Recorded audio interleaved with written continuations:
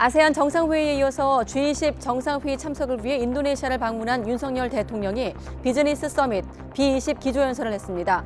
윤 대통령은 글로벌 경제 위기 극복을 위한 해법으로 디지털 전환을 제시했습니다. 미중 갈등이 장기화하는 가운데 바이든 미국 대통령과 시진핑 중국 국가주석이 오늘 처음으로 대면 정상회담을 합니다. 미중 간 다양한 현안 속에 북핵 문제도 비중 있게 다뤄줄 전망이어서 결과가 주목됩니다. 여야 원내대표가 이태원 참사 국정조사 실시 여부를 논의하기 위해 만났지만 팽팽한 입장차만 확인했습니다. 더불어민주당은 진상규명을 위한 여당의 참여를 촉구했고 국민의힘은 경찰 수사에 맡겨야 한다는 입장을 고수했습니다. 소방공무원 노조가 이상민 행정안전부 장관에게 이태원 참사에 실질적인 책임이 있다며 고발장을 제출했습니다. 이 사건을 수사하는 경찰청 특별수사본부는 이번 주부터 본격적으로 피의자 소환에 나섭니다. 카타르 월드컵에 출전하는 축구대표팀이 카타르 현지에 도착했습니다. 유럽에서 뛰는 선수들도 속속 합류할 예정인 가운데 대표팀은 우리 시간으로 오늘 밤 첫 현지 적응 훈련에 나섭니다. 오늘 코로나19 신규 확진자 수는 2만 3천여 명으로 인구 대비 확진자가 세계에서 가장 많은 것으로 나타났습니다. 국내 우세종인 BA.5 변이에 대응하는 화이자 2가 개량 백신 접종이 오늘부터 시작됐습니다. 뉴스큐 잠시 후 돌아오겠습니다.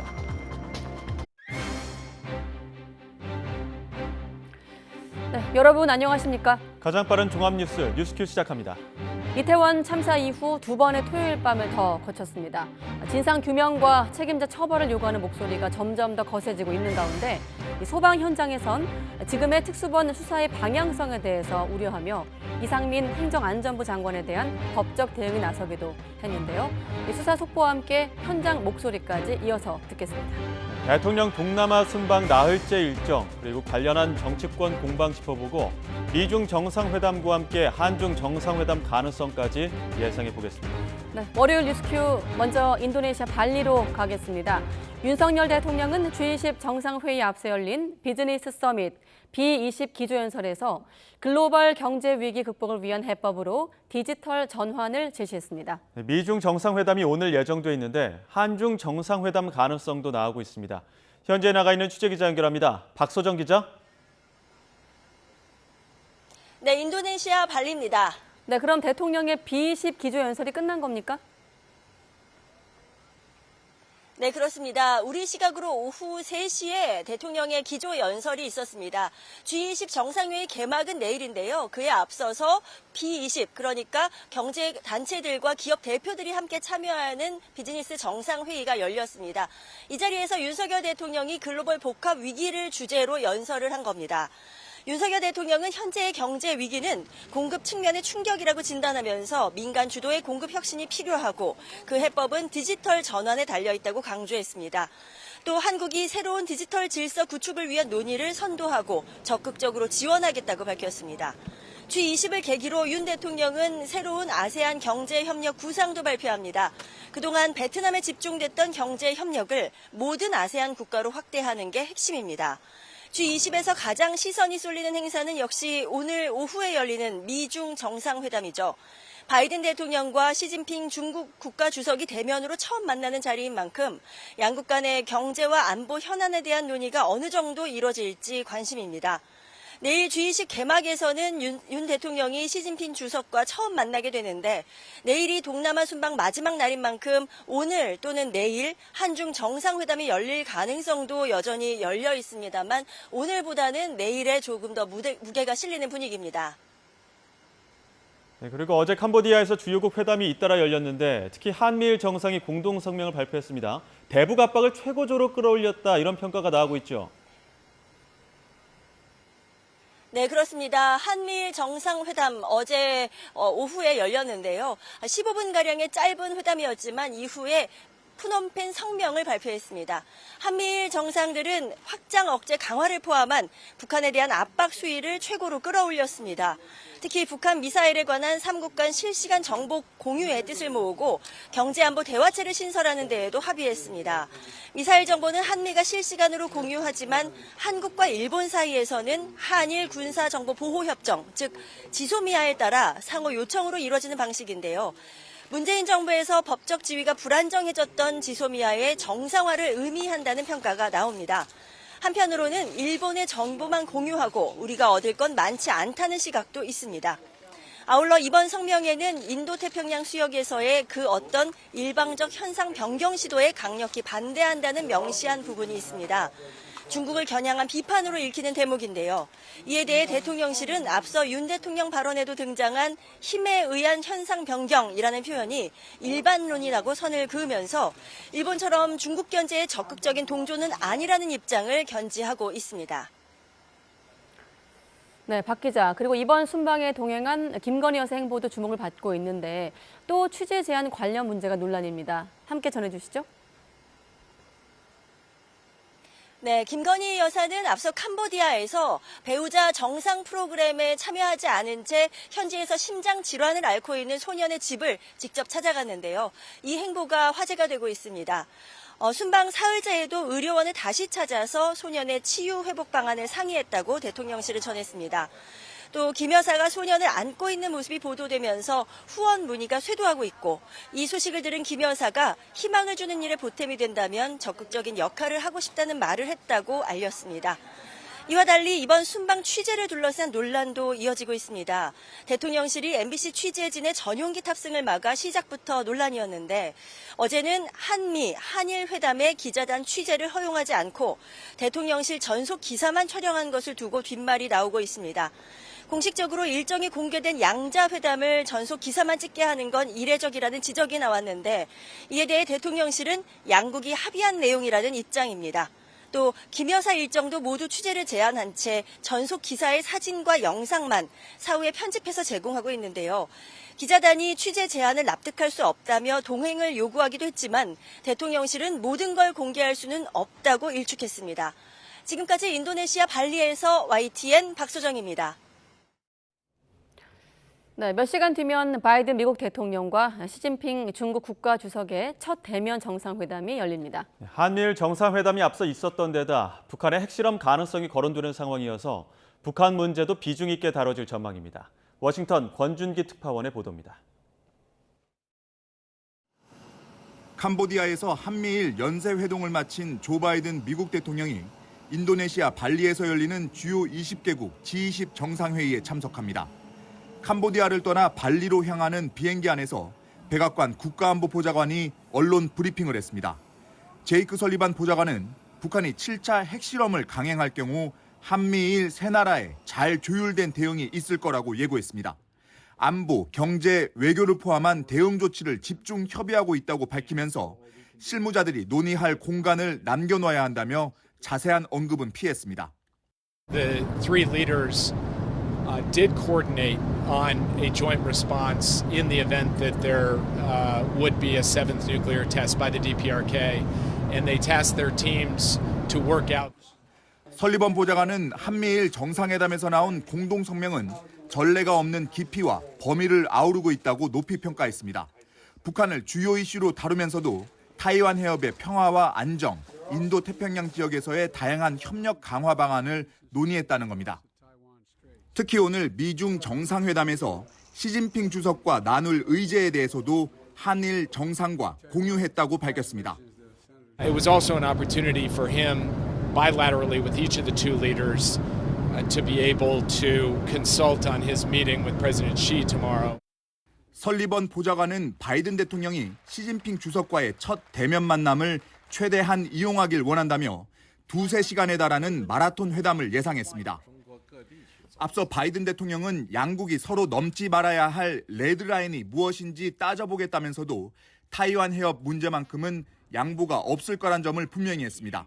또 이례적으로 회담이 끝난 뒤 공동 성명은 없을 거란 점도 미리 못을 박았습니다. CNN은 이번 회담에서 굵직한 사안들이 많이 걸려 있어 비중이 크지만 성과에 대한 기대는 크지 않다고 보도했습니다. 워싱턴에서 YTN 권중기입니다. 네, 바이든과 시진핑 두 정상의 첫 대면 회담으로 전 세계 이목이 집중되고 있습니다. 우리 시간으로 오후 6시 반에 열리니까 이제 2시간 조금 넘게 남았는데요. 이호철 인천대 정치외교학부와 교수 연결해서 냉전 2기 중대 분수령이 될 이번 회담을 미리 둘러보겠습니다. 교수님 나와 계십니까? 네, 안녕하세요. 네, 안녕하십니까? 자, 중간 선거에서 예상 밖의 선전을 거둔 바이든 대통령, 또 3기 집권을 확정한 시진핑 주석 두 정상이 만날 예정입니다. 회담의 의미를 먼저 좀 짚어주시죠.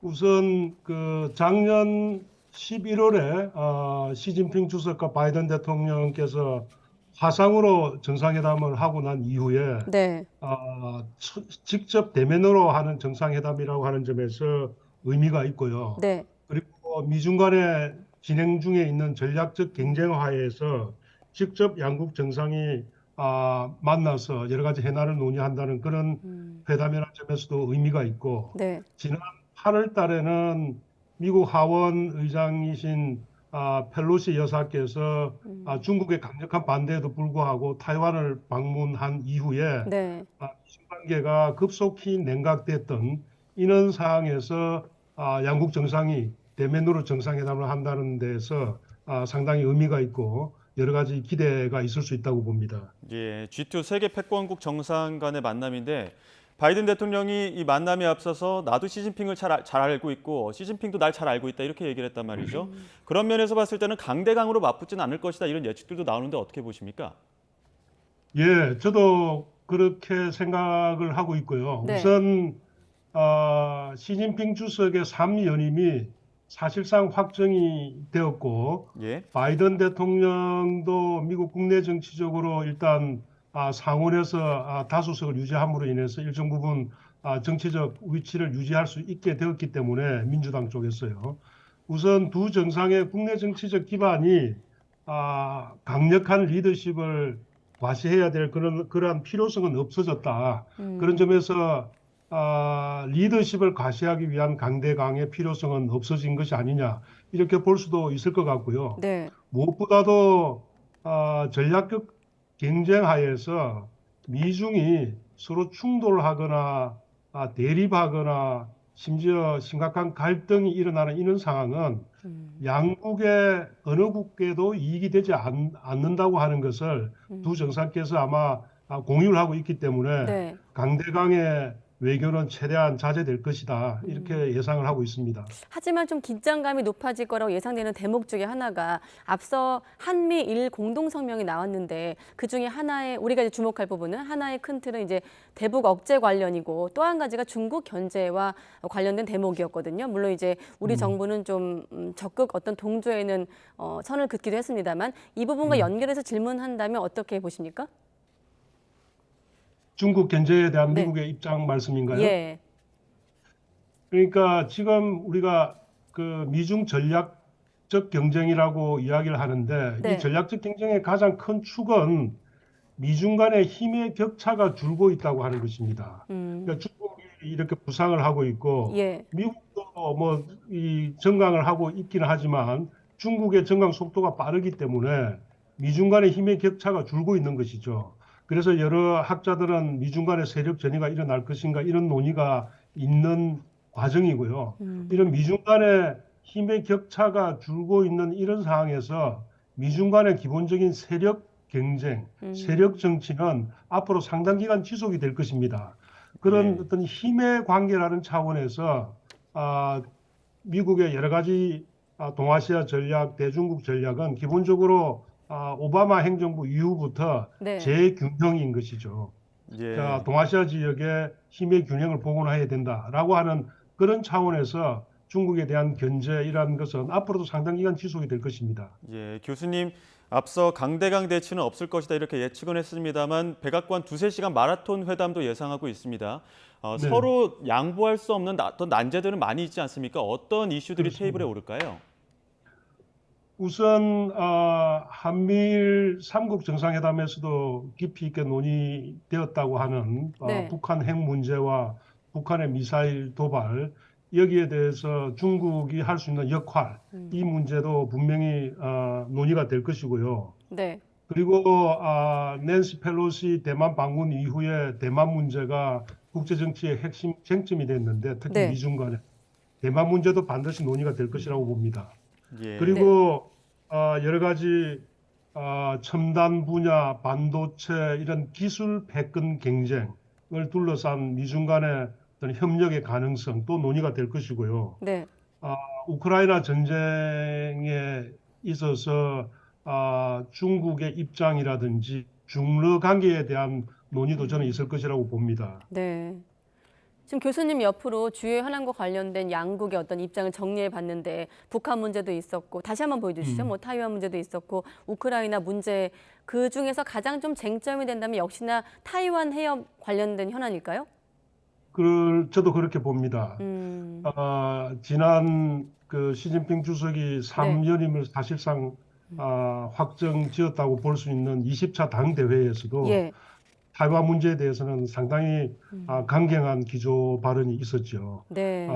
무력 사용도 포기하지 않는다라고 하는 발언이었는데요. 네. 미국이 하나의 중국 원칙을 수용하지 않는 것은 아닙니다. 예. 중국도 원칙적으로 그리고 외교적으로 원 차이나 팔러시라고 하는 것을 기본적으로 수용을 하는 입장인데 예.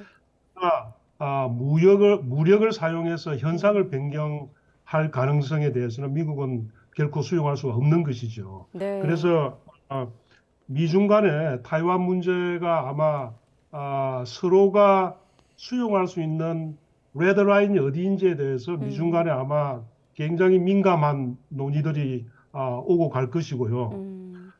결국은 대만과 대만 해협 일대의 평화와 안정을 어떻게 유지할 것인가 라는 문제 그리고 대만에 대한 현상 유지를 어떻게 가져갈 것인가 이런 부분들이 아마 핵심 쟁점으로 반드시 논의가 될 것이라고 봅니다. 지금 시진핑 주석이 강한 공세가 예상되는 대목 중에 하나가 수출 통제 부분, 양국의 무역 갈등 문제인데 이 부분에서도 혹시 갈등의 실마리를 찾을 수 있을까요?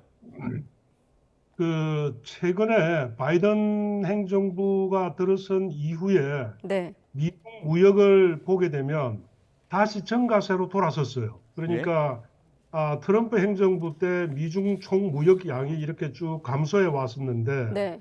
바이든 행정부 이후에 다시 정가세로 돌아섰습니다. 굉장히 미중 관계에 있어서 낙관적인 신호라고 볼 수가 있는 것이죠. 예. 그래서 미중 간 무역 전쟁은 상당히 완화되거나 조정되거나 협력을 모색할 수 있는 이러한 낙관적 전망을 할 수 있을 것이고 예. 그리고 그런 부분에 대해서 두 정상이 분명히 심도 있는 논의도 저는 하리라고 봅니다. 네. 다만 지금 말씀하신 반도체, AI 이런 소위 첨단 분야는 이게 군사력하고 직결되는 기술들이기 때문에 네.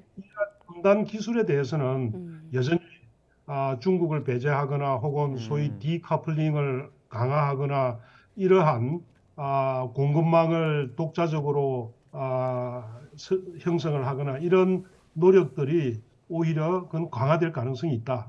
이렇게 전망이 됩니다. 네. 예. 신냉전 시대, 냉전 2기 시대에서 G2 두 나라 간의 어떤 직접적인 현안도 관심이지만 우리로서는 결국 이제 북한 문제가 관심 아니겠습니까?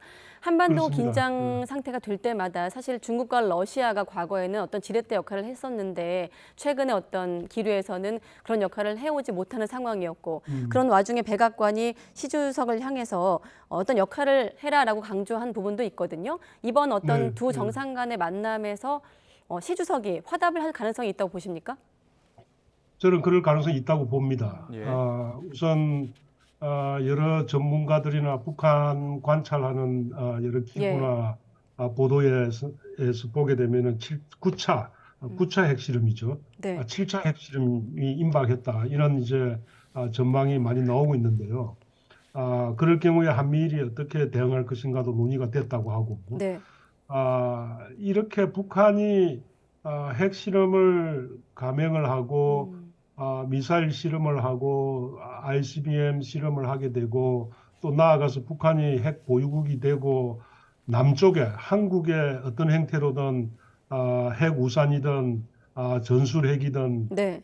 이런 것들이 배치가 되고 해서 한반도가 다시 핵 대치 상황으로 가게 되고 한미일이 군사 동맹에 준하는 군사 협력을 강화하게 된다면 예. 이건 중국에 결코 유리한 안보 환경이 아닌 것이고 중국도 이런 부분을 잘 이해를 하고 있을 것입니다. 그렇기 네. 때문에 북한의 핵 실험이나 ICBM이나 이런 미사일 발사에 대해서는 중국이 중국 자체의 안보를 위해서도 반드시 일정한 역할을 수행해야 되는 것이고 네. 그런 부분을 미국이 요구하고 지적한 것이고 저는 시진핑 주석 쪽에서도 긍정적인 어떤 역할을 하겠다라고 하는 저는 외교적 사인이나 혹은 뭐 약속이 있지 않을까 그런 기대를 네. 하고 있습니다. 네, 어떤 사인, 어떤 약속이 나올지 한번 보기로 하고 중국의 시각에서 한번 안보를 봤다면 이번에 우리 시각에서 한번 본다면 미국과 중국이 내놓는 메시지에 따라서 향후 한반도에서의 우리의 어떤 협상력, 입지라고 해야 될까요? 어떤 변화가 있을까요? 우리가 주목해야 될 메시지가 있을까요? 우선 북한 핵 문제에 대한 어떤 합의나 네. 외교적 메시지나 어떤 방안을 양국 정상이 논의하고 합의하는 데는 대단히 우리에게도 중요한 회담의 결과가 될 것이고요. 예. 그리고 아마 중국으로서도 한미연합 군사훈련이라든지 또 한미일이 군사적 협력을 강화한다든지 이러한 상황은 말씀드렸다시피 중국에도 결코 중국이 원하는 그러한 안보 환경이 아니기 때문에 네. 북한의 핵 미사일에 대해서 중국이 적극적으로 어떤 기능을 수행할 수 있는 그러한 약속 앞으로의 어떤 과거의 육자회담과 같은 그러한 것들을 중국이 추진하겠다는 그런 사인이나 외교적 약속이 있다면 네. 우리로서는 매우 반가운 그리고 매우 기대할 수 있는 그러한 회담 결과가 아닐까 생각을 합니다. 네, 우리 입장에서는 그 한중 정상회담에 대한 어떤 가능성 여전히 열어놓고 있는데 대통령실도 지켜봐 주셔야 할 것 같다 이렇게 여지를 두기도 했고요. 이 가능성에 네. 대해서는 어떻게 보십니까?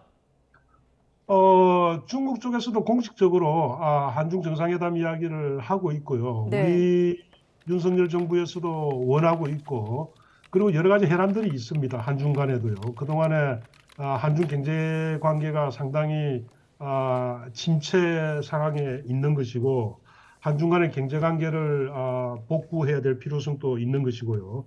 그다음에 무엇보다도 북한의 빈번한 이런 지역의 불안정 이러한 데 대해서 중국이 긍정적인 역할을 해주고 나아가서 미중 관계가 좀 더 정상화되고 이러한 우호적이고 우리에게 유리한 이런 환경이 조성돼야 되기 때문에 네. 우리도 한중 정상회담의 필요성이 있는 것이죠. 예. 만약에 성사된다면 어떤 의제가 가장 좀 테이블에 오를 가능성이 높다고 보십니까? 한반도 평화입니다. 가장 큰 의제는 한반도 비핵화와 한반도 네. 평화 의제이고 그렇지 않으면 우리 한국에 갈 수 있는 선택이 별로 없습니다. 결국은 우리도 핵 무장을 하거나 아니면 핵을 가져다 놓거나 미국의 핵 우산을 확장하거나 이런 선택밖에 없는데 이러한 한국이 불가피한 선택을 할 수 있는 것을 중국이 북한의 비핵화에 적극적인 역할을 함으로 인해서 사전에 중국으로서 차단할 수 있는 것이고 네. 그렇게 해서 아마 한중 간에도 가장 중요한 안보 현안 이슈가 되지 않을까 생각을 합니다. 네. 몇 달 전에 전화 통화했을 때 불장난이라고 했나요? 굉장히 거친 설전 오갔는데 얼굴을 맞대고 하는 첫 정상회담 어떤 좀 메시지가 나올지 함께 지켜보겠습니다. 네, 이호철 교수였습니다. 교수님 고맙습니다. 네, 감사합니다.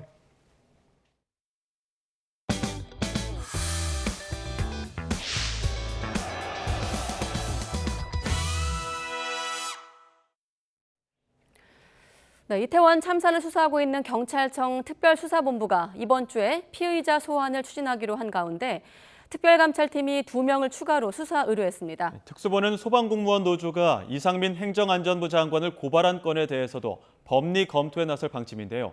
혐의가 인정될지는 미지수입니다. 자세한 상황 취재기자 연결해 알아보겠습니다. 황보혜경 기자. 네, 경찰청 특별수사본부 앞에 나와 있습니다. 네, 피의자 조사가 상당 시간 이루어지고 있고 첫 피의자 소환도 이루어질 것으로 예상되고 있습니다. 자, 그런데 감찰팀이 추가 수사를 의뢰했다고요? 네, 오늘 감찰팀은 특수본에 경찰 관계자 2명을 추가로 수사해달라고 요청했습니다. 서울경찰청 정상황 3팀장과 용산경찰서 전 112 상황실장입니다. 이들은 참사 당일 늑장 보고 등으로 인명피해를 키웠다는 의혹을 받고 있습니다. 특수본은 현재 입건된 피의자 7명 가운데 용산경찰서 전 정보과장을 이번 주 안에 소환한다는 방침입니다. 이후 서울경찰청 정보부장을 참고인으로 소환하겠다고 밝혔는데 해당 정보부장은 오늘 대기 발령 조치됐습니다. 특수본은 실무자에게 책임을 떠넘긴다는 비판을 겸허히 받아들인다면서도 구체적인 사실관계를 파악하기 위해 참고인 조사에 집중하고 있다고 밝혔습니다. 오늘도 용산경찰서와 소방서, 구청 직원들을 참고인으로 불러 조사하고 있는데 행정안전부와 서울시 공무원에 대한 조사는 아직 이루어지지 않았습니다. 네, 소방공무원들이 이상민 행정안전부 장관이 참사에 책임이 있다 이렇게 경찰에 고발을 했는데 고발장에 어떤 혐의 적시했습니까? 네, 오늘 오전 소방공무원 노조는 특수본을 직접 찾아 이상민 행안부 장관에 대한 고발장을 제출했습니다. 혐의는 업무상 과실치사상과 직무유기입니다. 국가재난안전관리를 총괄하는 행안부 장관으로서 예방 대응 업무를 소홀히 했던 겁니다. 주최자가 없는 행사여도 안전관리 매뉴얼에 따라 대비를 해야 했는데 지휘관리 책임을 저버려 직무유기에 해당한다고 설명했습니다. 이 때문에 희생자가 158명 발생하는 등 350명 넘는 사상자가 나와 업무상 과실치사상 혐의도 있다고 주장했습니다. 특수본은 행안부 장관이 고위공직자인 만큼 공수처로 사건을 보낼지 논의한다면서도 혐의가 인정되려면 법령을 더 검토해야 한다는 입장입니다. 지금까지 경찰청 특별수사본부 앞에서 YTN 황보혜경입니다. 네, 국회 잠시 연결했다가 잠시 뒤에 소방관들 얘기 듣겠습니다. 더불어민주당 등 야권이 이태원 참사 국정조사를 추진하고 있는 가운데 국회의장 주재로 오늘 여야 원내대표가 다시 만났습니다. 네, 민주당은 국정조사로 진상을 규명하자고 거듭 요구했지만 국민의힘은 경찰 수사가 방해받을 거라고 맞서면서 이견이 좁혀지지 않았습니다. 국회 연결합니다. 정현우 기자. 네, 국회입니다. 네, 결국 지난주에 이어서 오늘 회동에서도 여야가 각자 입장차만 확인했군요. 네, 오늘 오전 여야 원내대표가 김진표 국회의장 주재로 만나서 이태원 참사 국정조사 등과 관련해 의견을 나눴지만 논의는 또다시 평행선을 달렸습니다. 야당은 국정조사가 진상규명은 물론 경찰 수사에도 도움이 된다고 강조했지만 여당은 정쟁만 유발하고 경찰 수사에도 방해된다고 맞서면서 입장 차이를 재확인했습니다. 들어보겠습니다. 여기서 나온 그런 증언과 자료가 결국은 향후 경찰 또는 향후 특검의 실제 수사의 자료를 쓰일 것이기 때문에 당연히 도움이 될 수밖에 없는 과정인 것이죠. 행안위 긴급 현안 질의와 운영이 국정감사를 통해서도 나올 만큼 다 나왔기 때문에 국정조사는 지금으로서는 불필요하다 이렇게 확실히 말씀을 드렸고, 앞서 주호영 원내대표가 만난 3선 이상 여당, 중진 의원 대부분도 국정조사 반대 의견에 힘을 실은 것으로 전해졌습니다. 이런 가운데 민주당에선 오늘도 국정조사를 촉구하는 범국민 서명 운동을 확대해가면서 여당을 거듭해서 압박하고 있습니다. 네, 국회 예결위에서는 이상민 장관의 최근 인터뷰 내용 두고 야당 의원들 반발이 이어졌죠. 네, 민주당은 국회 예산결산위원회에서 폼나게 사표 던지고 싶다라는 이상민 행안부 장관의 최근 인터뷰 내용을 두고 날선 반응을 쏟아냈습니다. 들어보겠습니다. 국민들이 지금 장관 사퇴 요구하는 게 폼나게 하려고 또는 우리 장관이 체면 유지하게 해주려고 지금 사퇴하라고 하는 걸로 그렇게 생각하세요? 그 단어 하나만 보지 마시고요. 그 문장을 전체적으로 이해해 주시기 바랍니다.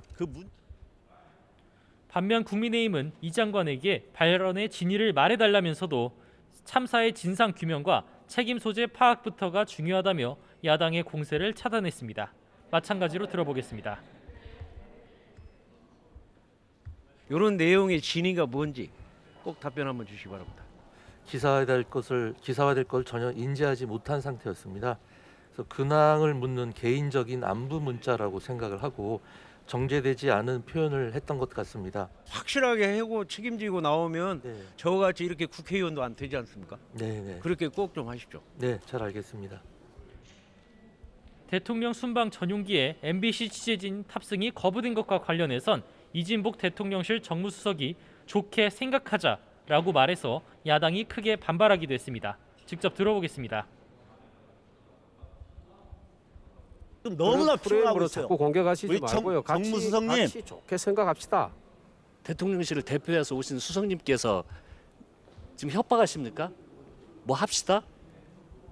반말하십니까? 네. 내일 정진상 이재명 당 대표실 정무조정실장의 검찰 소환도 예정이 돼 있는데 여기를 둘러싼 여야 신경전도 거세다고요? 네, 우선 민주당 의원들이 오늘 대검찰청을 항의 방문해서 민주당사 등에 대한 검찰의 과거 압수수색은 정치 탄압이라고 맹비난했습니다. 들어보겠습니다.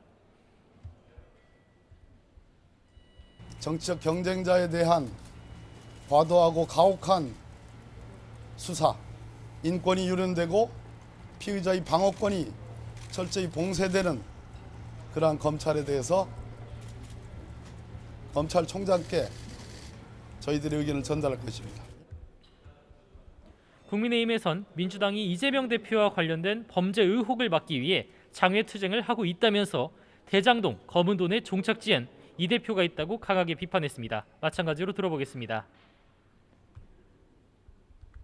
감옥에 안 가겠다고 당 전체를 자신과 꽁꽁 묶어서 버틴 사람이 누가 있었습니까? 이재명과 함께 자멸할 것이냐, 국민정당의 길을 갈 것이냐, 이제 민주당이 양자택일해야 합니다. 국회 예산결산특별위원회에서도 여당 측은 한동훈 법무부 장관을 상대로 한 질의에서 대장동 의혹 등을 끌고 나와 이 대표 사법 리스크 관련 비판을 이어갔습니다. 지금까지 국회에서 전해드렸습니다. 네, 다시 이태원 참사 수사로 돌아와서 경찰청 특별수사본부가 2주째 참사 관련 수사를 이어가고 있지만 윗선이 아닌 일선 경찰과 소방에만 수사가 집중되고 있습니다. 이 때문에 경찰과 소방 내부에선 불만의 목소리가 커지고 있고 오늘은 이상민 행정안전부 장관이 고발당하는 상황까지 벌어졌습니다. 김주형 전국공무원 노동조합 소방본부장 연결해 관련 이야기 나눠보겠습니다. 본부장님 나와 계십니까? 네, 안녕하십니까. 전국 공무노동자 소방본부장 김주영입니다. 네, 저희가 경찰 특수본의 수사 속보는 앞서 황보혜경 기자가 전해드렸고, 자, 이 수사와 관련해서 소방 공무원, 소방 대원들 분께서 수사 방향성에 대해서 문제 제기를 하고 있는 것으로 알고 있거든요. 이해를 돕기 위해 수사 당국은 대응 관련 2단계 발령이 지체됐다 이런 지적을 하며 수사를 하고 있는데 어떤 점에 문제 제기를 하고 계신 겁니까? 네, 실제로 용산 소방서장이 대응 단계가 늦어서 서울소방재단 본부장이 대응을 했다. 이 부분에 대해서 계속 특수본에서 얘기하시는 것 같은데요. 네네. 전혀 사실과 다릅니다. 지금 서울시 조례에 보면 실장 지휘관은 누구나 대응 단계를 발령할 수 있고요. 그게 이제 네. 서장이 될 수도 있고 재단 본부장이 될 수도 있다. 네네. 그리고 몇 분들이 더 계시거든요. 그런 부분들을 일지하지 못한 무리한 수사다고 생각이 되고요. 네네. 조례에 따라서 1단계는 서장의 지시를 받은 그 지휘팀장이 발령을 했고, 2단계는 그 본부장이 지시를 받은 상황실에서 지시 명령을 내렸습니다. 그리고 네. 3단계는 본부장이 직접 지시를 내렸고요. 그래서 조례상으로는 전혀 문제가 없다. 네, 저는 그렇게 생각하고 싶습니다. 그러니까 현장 지휘를 상황실도 할 수 있고 재난 본부도 할 수 있는데 현장에 있는 소방서장에게만 책임을 물리는 것이 좀 무리가 있다 이런 말씀이신 거죠? 네, 맞습니다. 서장님 같은 경우는 제가 알기로 현장에 가장 빨리 도착을 하셨고, 네. 이제 현장을 확인하기 위해서 굉장히 많은 시간이 걸렸다고 제가 들었습니다. 그래서 네네. 당일 오신 분도 잘 아시겠지만은, 근데 인파가 너무 많다 보니까 앞쪽 상황을 보고 앞쪽 상황으로서는 판단이 안 서기 때문에 본인 이제 뒤쪽으로 돌아가는 상황에서 시간이 조금 10에서 20분 정도 소요된 걸로 제가 알고 있거든요. 그 정도면 충분히 지휘관으로서 상황 판단할 수 있는 그런 시간이지 않나 저는 그렇게 생각하고 있습니다. 예, 그 특수본이 또 일선 소방 대응 문제 들여다보겠다고 소방관들 줄줄이 지금 참고인으로 불러서 조사를 하고 있는데 이건 어떻게 보고 계십니까? 일단 저희 소방관들이 사실 현장에서 가장 열심히 뛰어다니는 사람들 아니겠습니까? 사실은 자기 자신들도 이 치료를 받고 보호를 받아야 되는 상황인데 네네. 지금 참고인까지 불러감으로써 이제 정신적인 고통을 이제 호소할 방법을 지금 저희 찾지 못하고 있는 상황이거든요. 네. 이게 수사가 사실은 어떻게 계속 밑에 사람들부터 수사가 이루어지는지 모르겠는데 저는 우리 직원들 현장에 나갔던 대원들은 뭘 해야 되지 않나 그런 부분을 강조하고 싶습니다. 네, 좀 화상 연결이다 보니 지금 본부장님 말씀이 조금 끊겨 들려서 제가 잠깐만 또 정리하면 사실 업무 중에 특수본에 가서 조사를 받는 것으로 알고 있거든요. 조사를 네. 다녀온 어떤 소방대원들이 가장 많이 하시는 말씀은 어떤 건가요? 왜냐하면 수사 당국에선 그래도 현장에서 어떤 일이 있었고 어떻게 돌아갔는지는 또 소환해서 들어야 된다는 입장이기 때문에. 네, 그 방법을 말씀하시는 것도 맞는데, 네. 일단은, 이런 재난 현장이 사실은 이제 예방이라든지 이런 부분 사실 중점을 포커스로 둬야 되는데, 현장의 대처를 계속 지금 포커스를 두고 계셔가지고, 예. 사실은 이제 현장 대응은, 제가 생각할 때는 굉장히 원활하게 잘 이루어졌다 생각합니다. 그래서 수사 방향이 계속 현장에 대응을 못했다, 이런 부분을 계속 몰고 가는데, 저는 이것보다는 차라리 이거 예방의 차원에서 이거 왜 준비를 하지 못했나라는 부분을 수사를 먼저 진행을 해주시고, 네. 그리고 현장에 대한 출동했던 대원들이 약간 휴식을 좀 가지고 치료를 좀 받은 이후에 충분히 하는 것도, 왜냐하면 이미 다 압수수색을 통해서 다 가져가셨어요. 네네. 직원들이 갖고 있는 액션캠이라든지 뭐 지금 일지 전 출동 차량의 일지까지 지금 다 싹 다 가져가고 있는 상황이시기 때문에 네. 지금 일단은 예방에 대한 부분을 먼저 수사하시는 게 맞지 않나 그렇게 생각합니다. 그러니까 현장 대응에만 수사가 지금 포커스가 되어 있는데 예방 조치에 대해서 이루어져야 된다. 구체적으로 어떻게 좀 접근해야 된다고 보십니까? 수사 당국이? 뭐 이런 현장에 대한 부분이 사실 이런 대규모 인파가 모일 것으로 이미 다 예상하고 있었지 않습니까? 네네. 코로나 끝나는 시기 이런 부분에서 다 있었고, 그리고 이제 이런 것들을 이제 구청이라든지 시청에서부터 철저하게 사실 대책이 세워져야 되는 부분이 맞고요. 예. 이제 경찰이라든지 소방이 이제 협조를 해서 진행이 돼야 되는데, 사실 저희 소방 같은 경우는 이 대책 회의에 참석도 못했습니다. 초대받지도 못하는 그런 입장이었거든요. 예. 그럼에도 불구하고 우리 사장님이 사실은 그날 뭐 오늘 기사를 보니까 상황 책임관 이렇게 얘기를 하시는데, 솔직히 서장님은 상황 책임관을 쓰지 않는 자리입니다. 근데 이제 자신이 자진해서 그 자리를 지키신 거거든요. 예. 그런 부분들을 꼭 유념해 주셔가지고 수사에 진행을 했으면 좋겠습니다. 예, 지금 본부장님이 속한 그 소방노조는 아니지만 다른 소방노조에서 이상민 행정안전부 장관 업무상 과실치사상 혐의 등으로 고발하는 일도 있었는데 이 부분은 어떻게 보고 계십니까? 예, 큰 틀에서 재난이라든지 경찰, 소방을 지휘 감독하고 책임을 지시는 분이 이제 행안부거든요. 행안부 장관님께서 저 큰 틀에서는 이제 그 타 노조입니다만 하실 부분에 동의를 하고 네. 행안부 장관께서 책임지실 문제라고 저는 생각하고 있습니다. 아까 마침 준비하시면서 국회 저희 취재기자 연결할 때도 들으셨겠습니다만 국회에서도 이상민 장관의 어떤 거취가 정쟁화되고 있고 쟁점인데 또 발언이 연일 파장을 일으키고 있거든요. 이상민 장관의 어떤 거취 논란과 관련해서 어떤 입장이십니까? 지금 장관님께서 사실은 자리의 무게를 느끼지 못하고 이제 실수가 계속 이어지고 있는 것 같습니다. 초반에도 경찰이든 소방이 있어도 이 사고를 막지 못했다 이런 발언으로 해서 이제 국민들이 시선을 받으셨는데 네. 또 한 번 이런 발언을 하셔서 사실은 장관님 말 한마디에 사실 이게 정말 힘들고 고통받는 것들은 하이직에 있는 저희 직원들이거든요. 이제 그 책임지는 경찰 소방뿐만 아니라 구청이라든지 시청 계시는 분들까지 다 책임지는 자리에 있는데 장관님께서 이 좀 자리에 좀 무게를 느끼시고 발언을 좀 했었으면 좋겠다 생각이 듭니다. 네, 마지막으로 이태원 참사 수사 관련해서 앞으로 어떤 대응 계획 세우셨는지도 말씀 부탁드립니다. 예, 지난 세월호 사태를 봤을 때 그런 희생양을 찾았던 것이 사실은 해양경찰청이었습니다. 그래서 해양경찰청이 이제 수사를 통해 가지고 해체를 되는 아픔을 맞았습니다. 그래서 저희도 이 이태원 사고가 저희가 소방이 희생양이 되지 않을까라는 부분에 대해서 굉장히 걱정을 좀 많이 하고 있고요. 네. 그래서 이제 그 소방관을 지지하는 대국민 서명 운동을 저희가 이번 주부터 시작할 예정입니다. 그래서 일주일 정도 이제 서명을 받아서 정부 내지 국수본 측에 제출할 생각이 있습니다. 네, 알겠습니다. 여기까지 듣겠습니다. 네, 김재영 전국공무원노동조합 소방본부장이었습니다. 김주형 본부장이었습니다. 고맙습니다. 감사합니다. 네.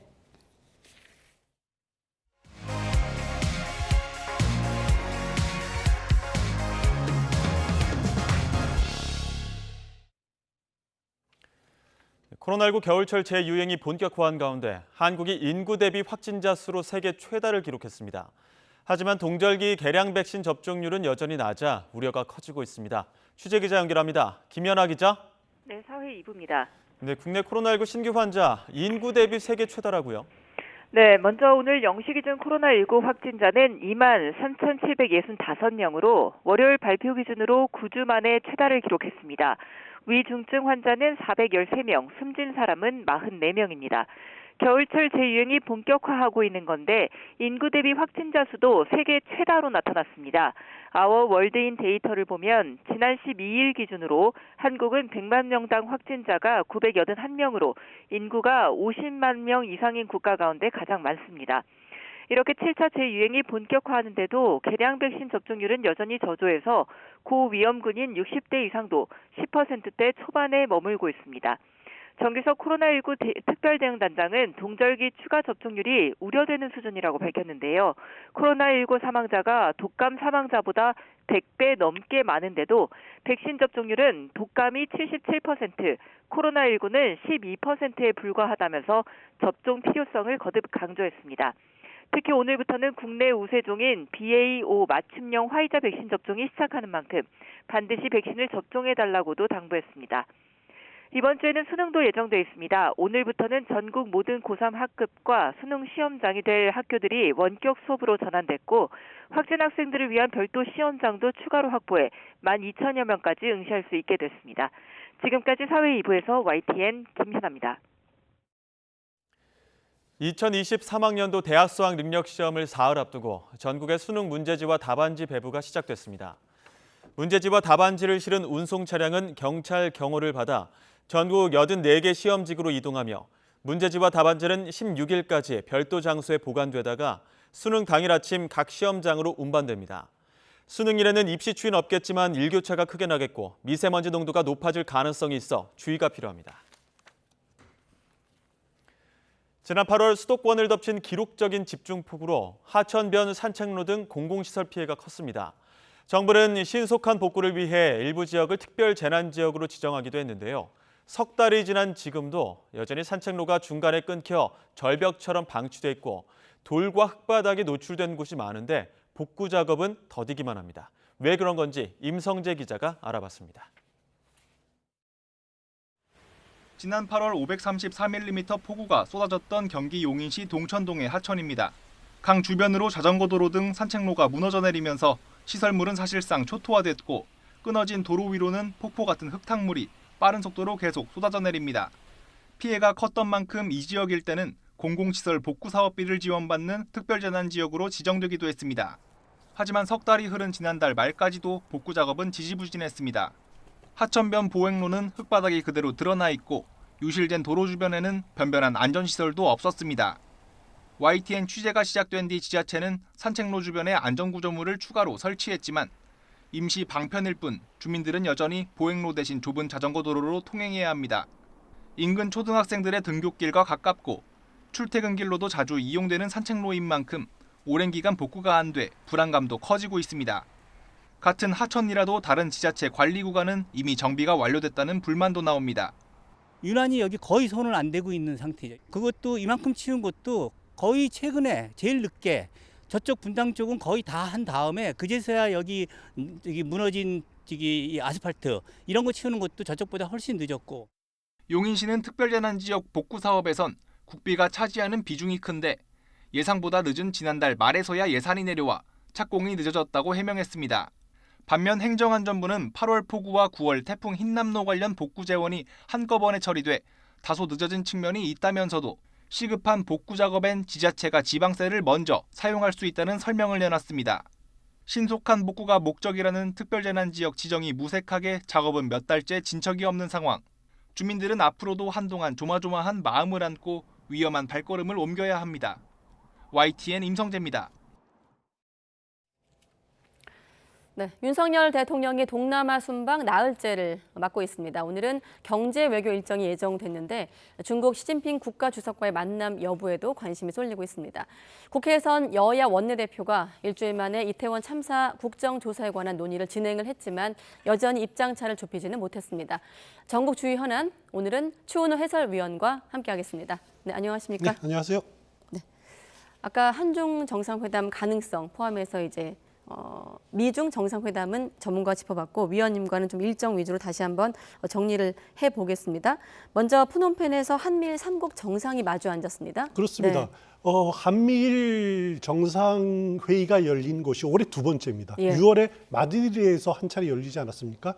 불과 5개월 만에 또다시 열린다. 네. 1년에 두 차례나 한미일 정상회담이 열린다는 것은 전례가 없는 일이거든요. 네. 그만큼 북한의 핵 위협과 또 미사일 도발이 폭주하는 것에 대해서 한미일이 공동으로 대응할 필요성을 느꼈다라고 하는 거죠. 네. 여기서 공동 성명도 사실 이런 한미일 공동 성명이 전례가 없이 포괄적인 형태로 나타나는 것도 굉장히 이례적입니다. 네. 여기에 자세히 들여다보면은 안보 협력에다가 경제 안보 협력, 또 인도 태평양 파트너십까지 네.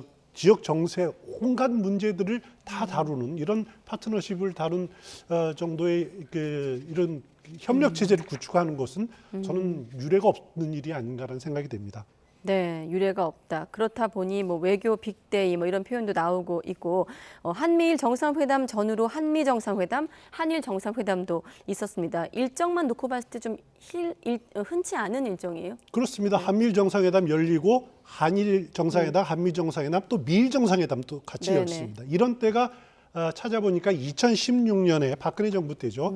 워싱턴에서 그때 핵 안보 정상회의가 열렸는데 6년 7개월 만에 이런 회담들이 연쇄 회동들이 이루어졌더라고요. 그만큼 어떻게 보면은 지난 정부 시절에 주춤했던 한미일 삼각 안보 협력 체제가 다시 재가동됐다. 그런 의미가 있는 것으로 이렇게 생각이 됩니다. 네, 그럼 대통령 순방 일정 남은 일정 간단히 한번 정리해 볼까요? 예, 오늘은 경제인을 상대로 한 B20 회의에서 연설하는 것이 있고요. 네. 내일 G20 회의에 일정에 참여합니다. G20 정상회의는 인도네시아 발리에서 열리지 않습니까? 예. 원래 일정이 내일과 모레 이틀간 열리는데 윤석열 대통령은 내일 하루 일정만 참가합니다. 그래서 내일 오전에 그 에너지 안보 세션에서 한 차례 연설을 하고 보건 세션에서 연설을 하고 또 그 중간중간에 개별 정상회담 몇 차례 진행이 될 예정이고요. 예. 또 만찬까지 하고 내일 밤에 귀국을 하게 됩니다. 왜 이틀간 일정을 다 참석하지 못하냐면은 G20 정상회의 마치고 우리나라를 방문하는 정상들이 있습니다. 예. 네덜란드 총리, 스페인 총리, 그리고 또 사우디아라비아의 빈 살만 왕세자도 우리나라로 오고요. 그래서 이제 손님이 아니라 주인 입장에서 정상 외교를 계속 진행을 해야 되기 때문에 G20은 하루 일정만 참석을 하고 귀국을 하고요. 또 이어서 태국 방콕에서 에이펙 정상회의가 열리는데 에이펙 정상회의는 한덕수 총리가 참석하는 것으로 이렇게 일정이 정리가 된 것 같습니다. 네, YTN 기자들도 현장에 가 있고 기자들이 말씀하신 대로 여러 가지 좀 숨가쁜 일정들을 취재하고 있는데 대통령실이 한미 정상회담과 한일 정상회담 현장을 공동 취재단에게 공개하지 않았습니다. 사실 뭐 가기 전부터 MBC 관련한 탑승 거부 논란도 있었는데 사실상 언론에 비공개한 건 아닙니까? 그렇습니다. 네. 보통 이제 국제회의장에서 개별 정상회의가 여러 차례 막 열리다 보면은 그걸 모든 언론사가 다 취재하기는 어려운 상황이고요. 그래서 보통 풀 기자단을 구성을 합니다. 공동 취재단을 구성을 해서 거기서 촬영한 기사 그리고 촬영한 화면들을 이렇게 다시 같이 공유를 하는데 보통 이런 정상회담이 열리면은 모두 발언들 앞부분만은 공개를 하는 것이 원칙이었거든요. 그동안 일관되게 그렇게 왔는데 이번 한일 또 한미 정상회담에서는 풀기자단의 모두 발언 취재도 대통령실에서 허용을 하지 않았습니다. 그 문제 상대국과 합의를 해서 그렇게 됐다라고 하는데 그러면 무슨 근거로 뭘 가지고 이렇게 보도를 했느냐면은 대통령실의 전용 전속 카메라 팀에서 촬영한 영상을 제공을 했고 또 브리핑도 사실 제대로 충실하게 이루어지지 못한 이동 탓일 수 네. 있습니다만 그런 문제점이 이번에 좀 드러났습니다. 그러니까 다시 한번 정리하면 공식적으로 일정이 공개된 양자 회담인데 전속 기사가 찍었고 이걸 이제 제공을 했다 취재진에게.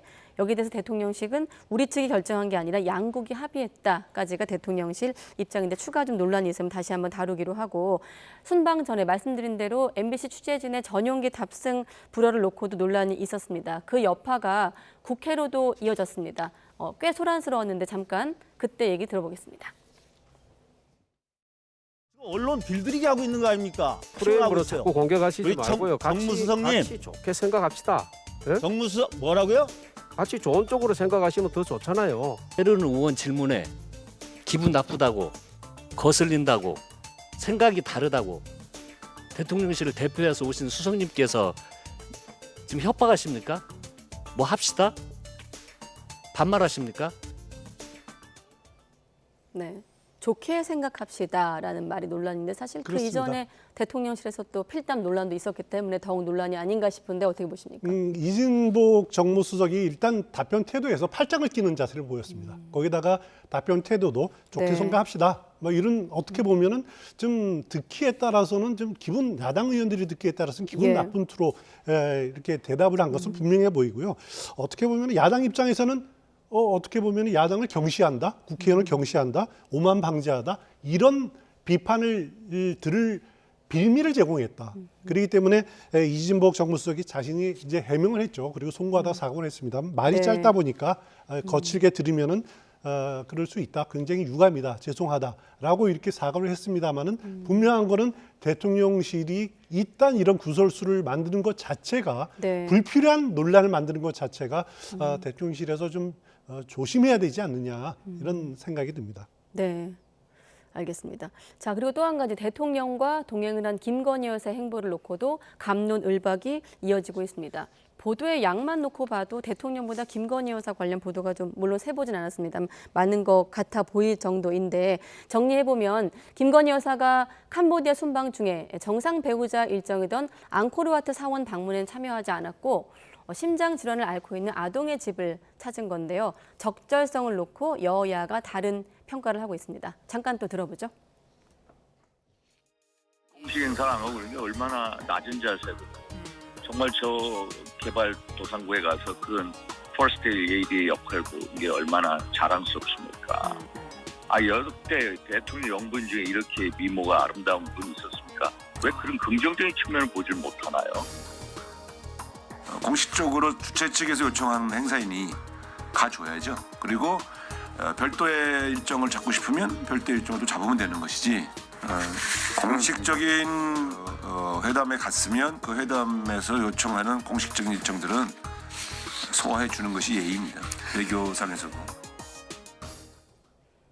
네, 바로 여쭤볼게요. 어떤 게 공박입니까? 네. 일단 김건희 여사가 심장병 어린이집에 간 것, 저는 그 자체로는 어떻게 보면은 그 현지 주민들과 소통하는 모습을 보인다는 점에서 저는 굉장히 네. 뭐 잘한 일이다 이런 생각은 듭니다. 그리고 이 취지가 처음 캄보디아 프놈펜 방문 첫날에 그 원래 헤브론 의료원이라고 한국 그 의료진들이 만든 현지의 병원을 방문을 해서 이 소년을 만나려고 했는데 네. 이 소년이 몸 상태가 좋아서 오지 못했다는 거예요. 그래서 그 다음 날 이 소년의 집을 방문했다라는 건데 아마 대통령실 입장으로서는 김건희 여사가 앙코르와트를 방문하는 것이 과거 문재인 정부의 부인이었던 김정숙 여사가 타지마을 갔다라든가 이런 것과 대비되는 것 같아서 그 피하고 싶은 그런 반대되는 모습을 좀 보여주고 싶은 그런 마음이 있었을 겁니다. 하지만은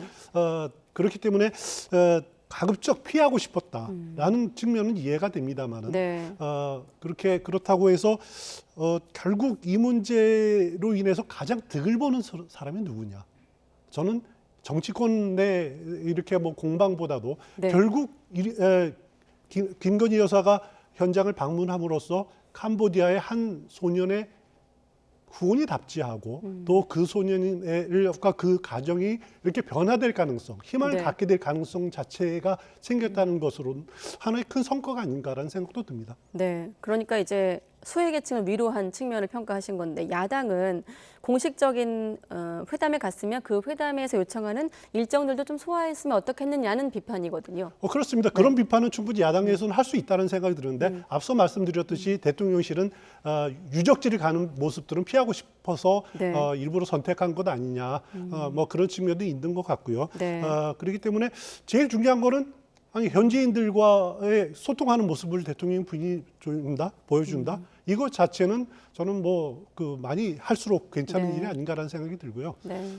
그리고 또 돌이켜 보면은 70년 전에 우리나라가 세계에서 가장 강한 나라였지 않습니까? 예. 이제는 헤브론 의료원이라는 이런 기관을 통해서 적극적으로 도와주고 저개발도상국을 도와주는 이런 위치에 섰다라는 것들을 김건희 여사가 가서 격려하고 방문하고 하는 모습들은 저는 영부인으로서 당연히 해야 될 그 일이다라는 네. 생각도 듭니다. 오히려 이번 그 대통령 순방 기간에 김건희 여사 행보와 관련해서 외교적인 결례냐 아니냐 어떤 논란 같은 경우는 어느 정도 이해가 되는데 지금 보면 윤상현 의원 발언 속에서도 제가 다시 한번 그대로 전해드리면 역대 영부인 중에 이렇게 미모가 아름다운 분이 있었습니까? 라는 발언이 있었고 또 야당 그렇습니다. 의원들 중에서도 준비한 화면이 있거든요. 입에 좀 제가 거론하기 좀 부적절해서 화면으로만 준비했는데 이런 여야 간에 나오고 있는 좀 부적절한 글쎄요 표현이라고 해야 될까요? 어떻게 볼 수 있을까요? 그렇죠. 그러니까 우리 김건희 여사의 해외 방문했을 때 근황이 너무 자세하게 또 보도된다. 네. 또 그것 자체가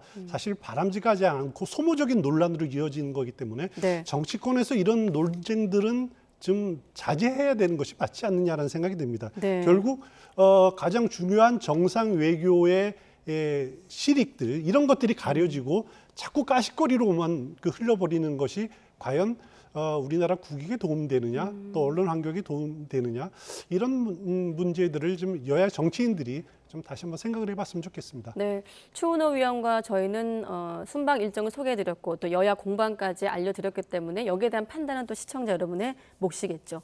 자, 또 한 가지 논란은 대통령이 출국 전에 또 환송차 나온 이상민 행정안전부 장관의 어깨를 툭툭 쳤다고 해야 될까요? 그럼 또 그렇습니다. 다양한 해석이 나오고 있습니다. 왜냐하면 아까 저희가 소방 공무원을 연결하기도 했습니다만 거취와 관련해 논란이 일고 있고 또 법적 대응까지 나온 상황이기 때문 아니겠습니까? 특히 이상민 장관 경우에는 또 논란이 된 게 지난 주말 사이에 중앙일보 인터뷰에서 예. 누군들 폼나게 사표 던지고 이 상황에서 벗어나고 싶지 않겠나라고 네. 하는 발언이 논란이 돼서 그렇습니다.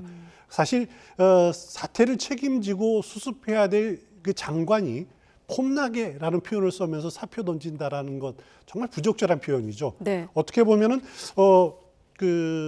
너무나 지나치게 이 현 상황을 가볍게 보고 있는 것 아니냐? 그런 이건 순진한 걸 떠나가지고 너무 무신경한 것 아니냐? 이런 비판을 받기에 충분합니다. 그래서 오늘 야당에서 그동안 한동안 이렇게 불거졌다가 또 잠잠해졌던 이상민 장관 사퇴론이 다시 재점화되는 계기가 됐는데 오늘 보니까 용서 못할 발언이다. 또 폼나게 사법 처리할 대상이다. 파면으로 혼나야 된다. 이렇게 야당들은 지금 이상민 장관을 겨냥해서 그 사퇴를 촉구하는 공세를 집중적으로 펴고 있습니다. 네, 그 공세가 집중되는 와중에 또 논란이 파생된 게 있거든요. 자, 국회에서 이상민 장관이 여기에 대해서 해명하는 과정에서 또 파생된 논란인데 또 잠깐 들어보겠습니다. 기사화될 걸 전혀 인지하지 못한 상태였습니다. 그래서 근황을 묻는 개인적인 안부 문자라고 생각을 하고 정제되지 않은 표현을 했던 것 같습니다. 결과적으로 국민 여러분께 매우 송구하게 생각을 합니다. 진상 규명, 책임 소재, 사후 대책 여기에 대한 철저하게 준비하시면 하고 그걸 실행하시면 그래도 다행이라고 생각하는데 확실하게 하고 책임지고 나오면 저같이 이렇게 국회의원도 안 되지 않습니까? 네. 그렇게 꼭 좀 하십시오. 네, 잘 알겠습니다. 수습을 잘하면 저처럼 국회의원도 될 수 있다는 농담이 오갔습니다. 입신양명의 기회입니까? 어떻게 그런 말을 주고받을 수가 있습니까? 대단히 부적절합니다. 네, 정운천 의원 발언이 논란이 되고 있는 거죠. 그렇습니다. 일단 그 이상민 장관이 기사화될 건 몰랐다라고 하는 것도 저는 잘 이해가 안 됩니다. 네. 기자와 인터뷰 사실을 고지하지 않아 가지고 기사화될 사실은 몰랐다. 사적인 문자를 주고받은 것인데 뭐 이렇게 됐다라고 표현을 했는데 네. 사실 정무직 공무원에게 사적인 대화라는 건 없습니다. 기자와의 대화는 사적인 대화는 없습니다. 네. 그런 사실을 몰랐다는 것은 순진한 거를 떠나서 너무 무신경한 것 아니냐라는 생각이 들고요. 예. 또 정운천 의원 경우에는 저처럼 국회의원이 될 수 있다라는 발언 정말 있을 수는 없는 발언이죠. 사실 국민의힘 의원들도 이번 그 사안의 심각성들을 네. 아직 체감하지 못하고 있는 의원들도 있는 것 아닌가라는 그런 비판을 받을 수밖에 없을 것 같습니다. 네, 이 논란은 강선우 의원 얘기를 한 번 더 강조할 필요가 있습니다. 참사가 입신양명의 기회입니까? 그렇습니다. 라는 야당 의원 발언이 있었습니다. 시간이 거의 다 됐지만 이태원 참사 관련해서 국정조사 부분만 좀 여쭤보겠습니다. 김진표 국회의장 주재로 회동을 했지만 소득이 없었어요. 그렇습니다. 김진표 국회의장의 회동이 왜 중요하냐면은 국정조사는 어떻게 시작이 되냐면 일단 국회 본회의에 보고가 되지 않았습니까? 네. 그러면은 국회의장이 교섭단체와 협의해서 어떻게 할지를 결정합니다. 그러니까 특위를 구성할지 아니면 상임위에 이렇게 지정을 할지 결정을 하는데 본회의 의결이 필요한 게 아니다라는 거죠. 예. 그러니까 김진표 의장은 교섭단체와 지금 협의하는 과정이고 이 협의가 마무리됐다고 생각을 한다라면은 아마 제가 보기에는 별도 국정조사 특위를 구성하기로 이렇게 결정을 할 겁니다. 네. 그러면은 그 특위에서 국민의힘이 참여하든 참여하지 않든 야당 단독으로라도 조사 계획서를 만들 겁니다. 그 기간은 어떻게 하고 조사 대상은 어떻게 하고 예산은 어떻게 하고 그래서 그 조사 계획서가 만들어지면은 빠른 시간은 24일 본회의고요. 아니면 그 이후가 될 수도 있는데 본회의 통과를 목표로 야당의 그 단일 대우로 아마 국정조사 요구를 발족할 가능성이 저는 굉장히 크다 이렇게 보고 있습니다. 네, 시간이 1분 남아서 한 가지만 더 추가 질문 드리면 윤핵관으로 꼽히는 장제원 의원이 최근 이제 주호영 원내대표를 향해서 목소리를 높이기도 했는데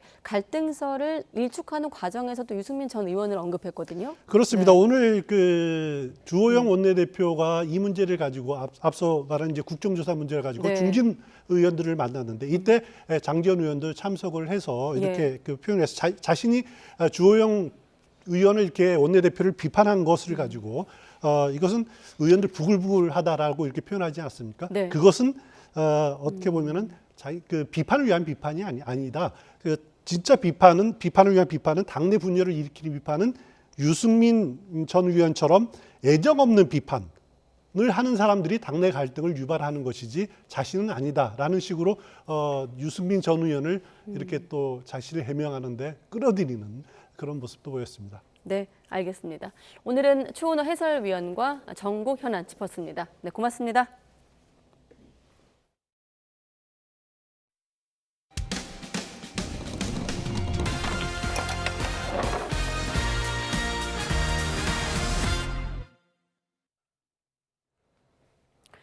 네, 방송국 기상캐스터 출신 인플루언서가 운영하는 쇼핑몰에 물품을 납품했다가 1년 넘게 대금을 받지 못하고 있다는 제보가 들어왔습니다. 실제로 SNS 등에서 활동하는 이른바 인플루언서들이 자신의 영향력을 내세워 부당한 요구를 하거나 유명세를 범죄에 악용하는 경우가 있어 주의가 필요합니다. 제보는 Y, 김다연 기자가 취재했습니다. 서울에서 의류 공장을 운영하는 정윤섭 씨는 지난해 여름 새로운 인터넷 쇼핑몰에 물건을 납품했습니다. 쇼핑몰 대표는 30대 여성 A씨로 자신을 방송국 기상캐스터 출신이라고 소개하며 거래를 제안했습니다. 인터넷을 찾아보니 유명인 같아 별도의 계약서도 쓰지 않았습니다. 기상캐스터였다는 소개를 받았고 기상캐스터였나 하고 우리도 인터넷 검색도 해보고 맞구나 해서 진행을 하게 된 겁니다. 하지만 이후 A씨는 차일피일 결제를 미루면서 연락을 피하기 시작했습니다. 결국 정 씨는 1년이 지난 지금까지도 물건값 4천만 원가량을 받지 못해 고소 절차를 준비하고 있습니다. 취재진이 서울 도심에서 A씨가 운영하는 매장을 직접 찾아가 봤습니다. 마네킹에 골프 의류들이 걸려 있는데요. 건물 관계자는 A씨가 최근까지도 이곳을 찾아 업무를 봤다고 말했습니다. A씨는 대금 미납 사실을 인정하면서도 사정이 있었다고 해명했습니다. 개인적인 일이나 뭐 가족의 일이나 뭐 이런 것 때문에 일을 많이 놓치게 되면서 이제 이게 약간 밸런스가 깨지면서 여러 가지 일이 났던 것 같아요. 다른 업체에도 미납금이 있지만 큰 문제가 되지 않았다고도 말했습니다. 거기는 워낙에 저희가 거래를 되게 많이 한 곳이어가지고 사장님한테는 제가 이런저런 얘기를 조금 편하게 할 수 있는 상황이어서. 하지만 SNS 속 A씨 모습은 이 같은 해명과 많이 달랐습니다. 명품 옷을 걸치고 해외여행을 가거나 골프를 치는 모습이 최근까지도 꾸준히 올라왔습니다. A씨는 모든 게 협찬이라고 주장했지만 대금을 받지 못한 자영업자 입장에선 분통이 터질 수밖에 없는 상황입니다. 실제로 SNS에 대규모 구독자를 거느린 인플루언서들이 자신의 영향력을 앞세워 부당하게 금전적 이득을 얻거나 범죄에 연루되는 사례가 적지 않습니다. 유명 댄서가 액세서리를 협찬받고도 사진 게재 약속 등을 무시해 논란이 일기도 했고 인플루언서를 내세운 수십억 원대 투자 사기 일당이 경찰에 붙잡히기도 했습니다.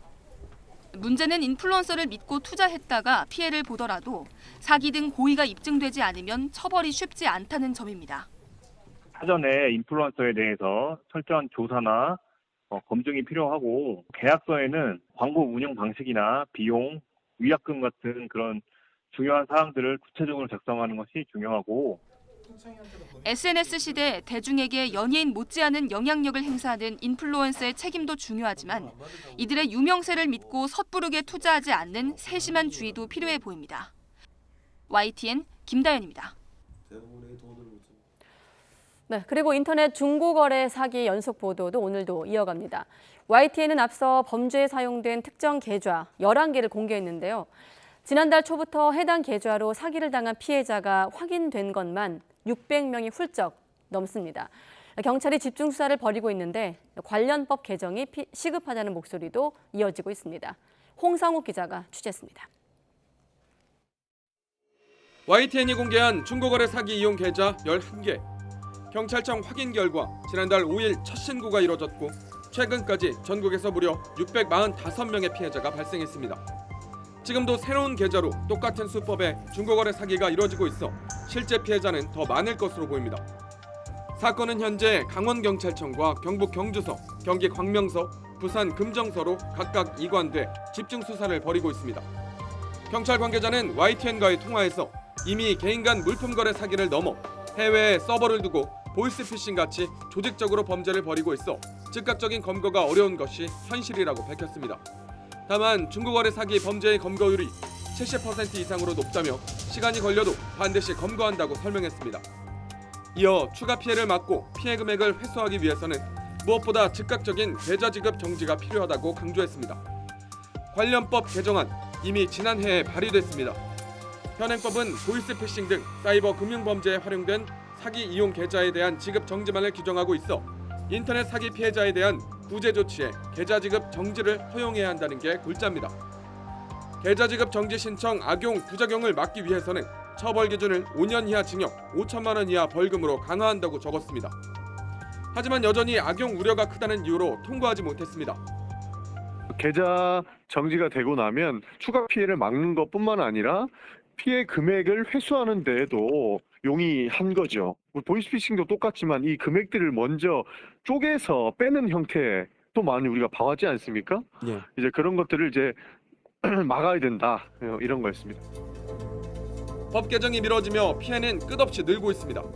사기 판매가 확실해도 고객이라는 이유로 경찰에 관련 정보를 제공하는 것에 소극적인 대형 중고거래 플랫폼들도 범죄를 키우는데 한몫하고 있습니다. 현재로서는 경찰 신고와 수사만이 유일한 해결책. 경찰은 사기 피해 당사자가 아니어도 사기 물품 게시글을 사이버 범죄 신고 시스템에 접속해 신고하면 시일이 걸려도 계좌 정지와 수사가 가능하다며 시민들의 적극적인 신고를 요청했습니다. YTN 홍서욱입니다. 한때 상사였던 전직 경찰서장을 위해서 사건 정보를 빼돌린 혐의를 받는 교통사고 조사관이 검찰에 넘겨졌습니다. 그런데 수십 번씩 전화를 주고받으며 공무상 비밀을 누설한 정황이 드러났지만 이 문제의 조사관 여전히 해당 업무를 계속 수행하고 있어 논란이 되고 있습니다. 김민성 기자가 취재했습니다. 지난 6월 무면허로 운전대를 잡고 운전자 바꿔치기를 시도한 전직 총경. 결국 재판에 넘겨졌는데 경찰 수사 과정에서 내부 조력을 받은 정황까지 추가로 드러났습니다. 경찰은 전 총경이 일선 서장 시절 약 1년 동안 함께 근무한 교통사고 조사관을 불구속 송치했습니다. 전직 총경 사건을 맡은 동료 경찰관으로부터 정보를 캐내 공무상 비밀을 누설한 혐의입니다. 두 전현직 경찰관은 사고 이후 수십 차례 통화한 것으로 조사됐는데 그저 일상적인 안부 인사를 나눴다는 취지로 혐의를 부인한 것으로 전해졌습니다. 전 총경이 무면허 사고를 낸 지 5달이 지난 지금 해당 조사관은 같은 경찰서에서 교통사고 조사 업무를 이어가고 있습니다. 직무상 저지른 비위가 중대할 경우 직위 해제가 가능하지만 경찰은 이를 검토하기 위한 내부 조율조차 하지 않았습니다. 직무와 관련돼서는 현저하게 지금 직무에서 배제하지 않아도 된다고 판단되어서 직무에 대한 검토를 하지 않았습니다. 경찰은 또 비밀 누설의 대가성 여부를 밝힐 금전 거래 기록도 확인하지 않은 채 사건을 마무리했습니다. 해당 조사관과 비밀을 공유한 사건 담당자에 대해서는 고의성이 없다고 보고 불송치했습니다. 징계 절차는 검찰 수사 결과를 보고 시작하겠다는 방침입니다. 경찰은 문제가 된 조사관의 업무 배제를 검토하겠다고 뒤늦게 밝혔습니다. 그런데 이렇게 손바닥 뒤집듯 할 일이었다면 왜 애초 따져보지 않았는지 여전히 의문이 남습니다. YTN 김민성입니다. 대장동 일당으로부터 뒷돈을 챙긴 혐의 등을 받는 정진상 더불어민주당 대표실 정무조정실장이 내일 검찰에 출석합니다. 정 실장은 취재진 포토라인에 서지 않고 비공개로 출석할 것으로 보입니다. 정 실장은 지난 2013년부터 재작년 사이에 성남시 정책비서관과 경기도 정책실장을 지내며 유동규 전 성남도시개발공사 기획본부장 등으로부터 각종 청탁과 함께 1억 4천만 원의 뇌물을 챙긴 혐의를 받고 있습니다.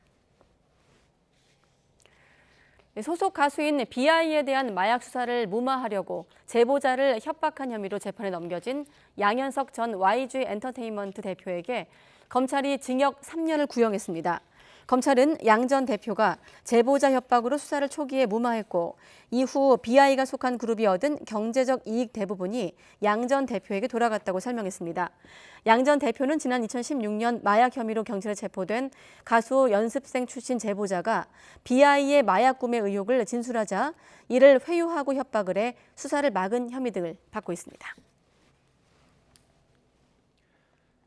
가상화폐 루나 폭락 사태를 수사하는 검찰이 티켓몬스터 창업자인 유명 벤처 사업가 신현성 씨를 이르면 이번 주 소환 조사합니다. 폭락 전에 루나를 매도해 1,400억 원대 수익을 거둔 사실을 확인하고 시세 조종 같은 범죄 행위가 있었는지 의심하고 있습니다. 한동호 기자가 단독 보도합니다.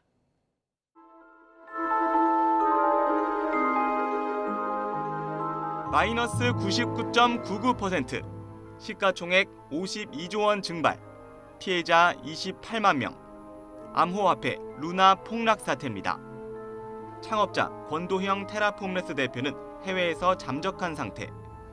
그런데 권 대표와 동업했던 유명 벤처 사업가 신현성 씨가 루나를 팔아 막대한 수익을 거둔 것으로 YTN 취재 결과 확인됐습니다.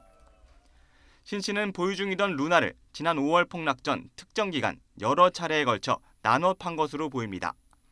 그 과정에서 거둔 차익은 확인된 것만 1,400억 원입니다. 신 씨가 루나를 보유하게 된 경위에도 수상한 점이 많습니다. 루나가 출시된 건 2019년 7월. 신 씨는 그 이전에 사전 발행된 루나를 가지고 있다가 고점에서 매도했습니다. 사전 발행은 암호화폐 안내 성격인 백서에 기록되지 않아 일반 투자자들은 전혀 모르고 있었습니다. 투자 과정에서 유일하게 신뢰하는 문서인데 거기에 있는 정보가 고의적으로 틀리게 기재가 됐다. 실제 발행량이 기관 투자자들에게만 알려졌다라고 하면은 일반 투자자들에 대해서는 그거를 속인 셈이 되는 거죠. 검찰은 루나를 증권의 일종으로 보고 수사하고 있는데 발행량 같은 중요 사항을 제대로 표시하지 않고 이익을 취하면 사기적 부정거래가 될 수 있습니다. 지난 7월 신 씨 사무실 등을 압수수색해 관련 증거를 확보한 검찰은 신 씨에게 피의자 신분으로 검찰청사에 나와 조사받으라고 통보했습니다. 소환 조사는 이르면 이번 주 내에 이뤄질 것으로 보입니다. 검찰은 루나 가격이 급격히 오르는 과정에서 컴퓨터 프로그램을 이용해 코인을 사고 파는 이른바 자전 거래가 있었던 것으로 파악하고 있습니다. 따라서 신 씨가 이 같은 시세 조종에 개입했는지도 따져 물을 것으로 보입니다. 검찰 소환을 앞두고 신 씨는 박형철 전 청와대 반부패 비서관과 김기동 전 대검 부패범죄 특별서단장 등 초호화 변호인단을 꾸렸습니다. YTN 한동우입니다.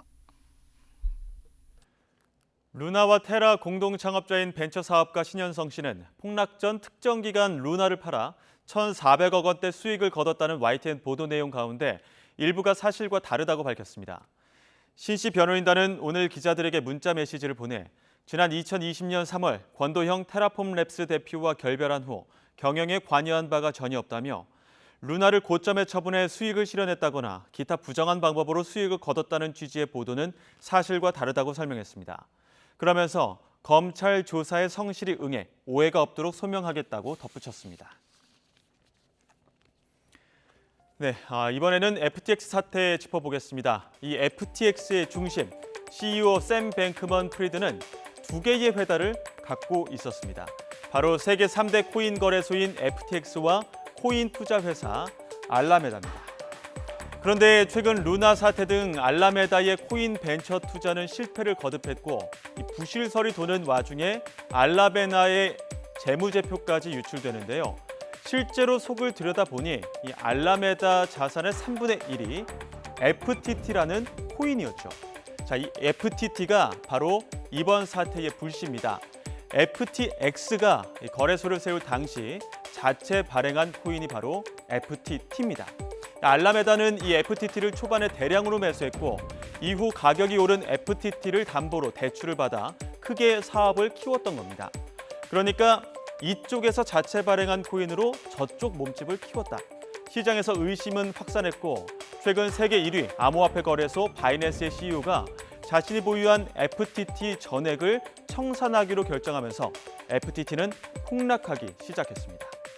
이 같은 논란은 국내 투자자들에게까지 이어졌습니다. 국내 FTX 거래소 이용자는 최소 10,000명 이상으로 추산되는데요. 거래소 파산 신청으로 투자자들의 출금이 막히면서 억 단위 자금이 묶여 있다는 투자자가 있을 정도입니다. 거래소가 막혀서 발생한 피해도 있지만 FTT 코인을 보유한 국내 투자자들의 손해도 이만저만이 아닌데요. 지난 9일 기준 약 6,000명이 11만 개의 FTT를 보유한 것으로 집계됐습니다. FTT가 상장 폐지되면 국내 투자자들은 최대 23억 원의 피해를 입을 것으로 보입니다. 더 큰 문제는 이번 FTX 사태가 전체 가상화폐 시장으로도 확산할 조짐을 보이는 등 파장이 연쇄적으로 커지고 있다는 점인데요. 관련 내용은 이어서 김상우 기자가 보도합니다. 코인계의 워런 버핏으로 불린 가상화폐 거래소 FTX 창업자인 30살 갑부 샘 뱅크먼 프리드. 블룸버그 통신은 FTX의 파산 신청 1주 전까지만 해도 160억 달러, 약 21조 원의 코인 제왕의 재산이 이제 영원이라며 테크 버블의 왕이 됐다고 보도했습니다. 채권자가 10만 명이 넘고 회사 부채가 66조 원에 이르고 계열사 130여 곳이 파산 신청을 한 가상화폐 업계 역사상 최대 규모의 파산입니다. 천문학적인 부채의 돈은 도대체 어디로 간 것일까? 외신에 따르면 FTX는 고객돈 100억 달러쯤을 부실의 진원지인 계열사에 지원했다가 큰 손실을 받고 이중 10억 달러쯤은 증발한 것으로 알려졌습니다. 또 8,700억 원가량은 해킹 가능성이 있어 조사가 진행 중이고 고객 자금 일부를 프리드가 착복했다는 의혹도 나오고 있습니다. It is going to be something like a Lehman Brothers because FTX.com just didn't have individual investors as their clients. 비트코인 가격이 16,000달러로 급락한 가운데 FTX발 가상화폐 위기가 다른 거래소까지 확산 조짐을 보이고 있습니다. 미국 최대 가상화폐 거래소인 코인베이스에 따르면 글로벌 15위권의 거래소인 크립토닷컴이 발행한 코인 크로노스가 24시간 전 대비 20%대 급락했습니다. 크립토닷컴은 급락과 관련해서 32만 개의 이더리움을 케이트 IO 거래소 계좌로 실수로 송금했기 때문이라고 설명했습니다. 하지만 시장에서는 거래소끼리 서로 부족한 자금을 빌려주며 돌려막기를 하고 있다는 의혹이 커지고 있습니다. this is not going to be the last bankruptcy, the last insolvency in the crypto ecosystem. Unfortunately, other companies are likely going to be impacted by the collapse of FTX. 미 법무부와 증권위원회가 FTX 사태 조사에 착수한 가운데 FTX 본사가 있는 바하마 당국도 FTX와 자회사 등의 위법 행위 여부를 조사하고 있다고 밝혔습니다. YTN 김상호입니다. 국회에서 심사 중인 내년도 예산안 가운데에는 국토교통부가 제출한 층간소음 저감 대책도 포함이 되어 있습니다. 예산안을 분석한 국회 예산정책처는 실효성이 의문스럽다는 결과를 내놨습니다. 이유가 뭔지 최기성 기자가 취재했습니다. 국회 예산정책처가 지난달 펴낸 보고서입니다. 국토부가 추진하는 층간소음 저감 대책에 보완이 필요하다는 내용이 담겨 있습니다. 저소득층에게 소음 저감 매트 설치비 최대 300만 원을 무이자로 빌려주는 방안에 대해 경제적 부담으로 작용할 거라고 예산처는 지적했습니다. 또 층간소음 피해를 겪고 있는 가정은 이미 자비로 매트를 설치했을 가능성이 크다면서 융자를 추가로 신청할지도 의문이라고 적었습니다. 무상 지원이 아닌 대출로 해결하는 방법은 저소득층에게 경제적 부담이 크기 때문에 수요자가 제한적입니다. 따라서 적극 참여할 만한 유인 요소가 적어서 실제 신청자는 많지 않을 것으로 예상됩니다. 또 매트를 설치한다고 해도 층간소음이 얼마나 줄어들지 의문스럽다고 예산처는 문제를 제기했습니다. 내년 사업 때 설치 가능한 고급형 매트 10개 가운데 중량 충격음 차단 효과가 확인된 매트는 하나뿐입니다. 그마저도 저감량이 6데시벨에 그칩니다. 층간소음 민원 가운데 69%는 아이들 뛰는 소리나 발걸음 소리 같은 중량 충격음인 만큼 매트를 깔아도 효과가 크지 않을 거라는 분석입니다. 오래된 공동주택을 리모델링할 때 고성능 바닥구조 자재를 사용하면 비용 일부를 연 4% 금리로 빌려주는 사업도 지적했습니다. 한 분석관은 리모델링 사업 연간 수주액이 1조 원에 달하는 건설사들이 번거로운 행정 절차를 거치면서 대출을 받을 이유가 없다고 말했습니다. 건설사도 굳이 정부를 통해 돈을 빌릴 필요가 없다는 반응입니다. 리모델링 건설사가 대부분 1군 건설사라 오히려 대출 조건이 더 좋거나 별 차이가 없을 것 같고 파격적인 지원 아닌 단순 금전 대여는 큰 의미가 없는 것 같습니다. 예산처는 이런 내용을 종합할 때 사업 범위를 축소하거나 추진 필요성을 재검토해야 한다고 결론지었습니다.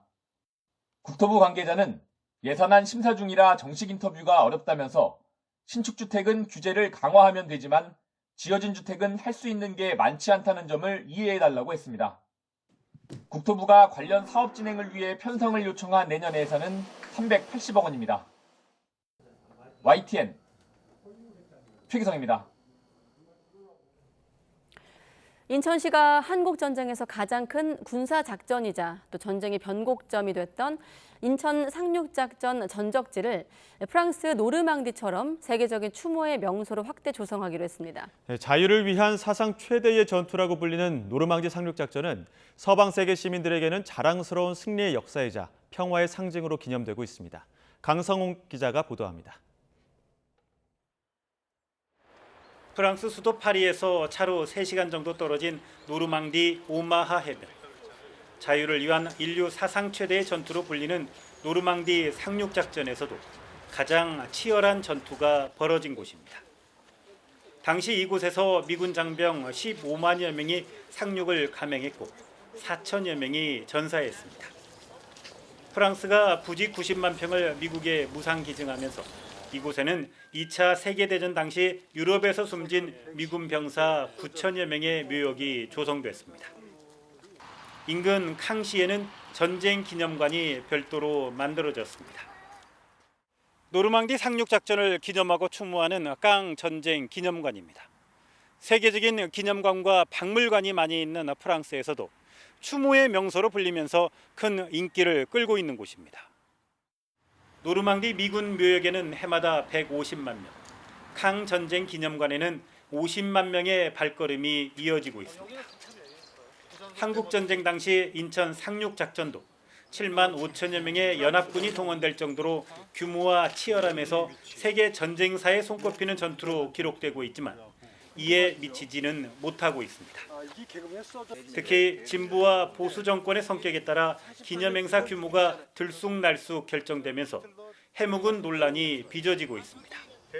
그래서 저는 내년도부터 인천 상륙작전을 세계사적인 그런 비념비적 사업으로 확대 발전시켜 나가고 또 그것을 통해서 우리 인천에 또 대한민국의 위상을 널리 알리는 데 주력할 것입니다.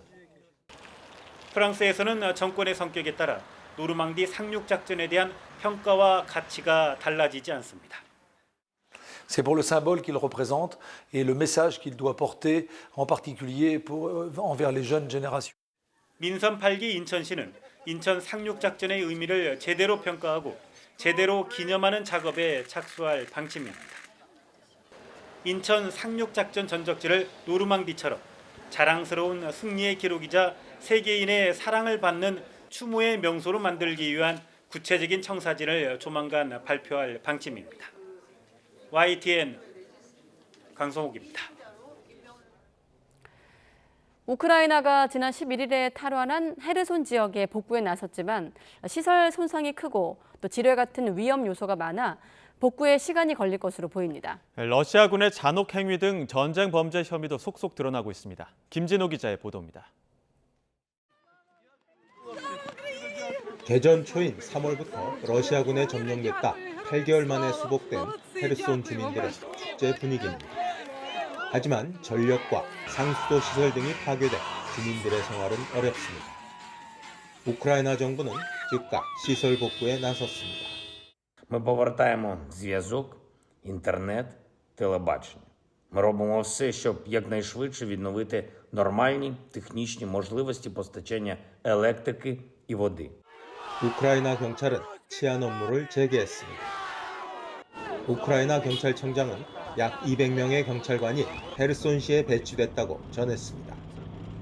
이처럼 시설과 치안의 복구를 시작했지만 헤르손은 여전히 위험 요소가 많습니다. Але я прошу, будь ласка, не забувайте, що ситуація в Херсонській області все ще дуже небезпечна, передусім це міни. На жаль, загинув один з наших саперів. Ще 4 отримали поранення, проводячи розмінування. 러시아의 무자비한 점령의 증거도 곳곳에서 드러나고 있습니다. 젤렌스키 대통령은 헤르손 지역에서도 러시아군은 잔악 행위를 남겼다고 지적하고 모든 살인자를 찾아내서 재판에 회부할 것이라고 말했습니다. 수사관들은 러시아가 저지른 400건 이상의 전쟁 범죄 사례를 이미 문서화한 것으로 전해졌습니다. YTN 김진호입니다.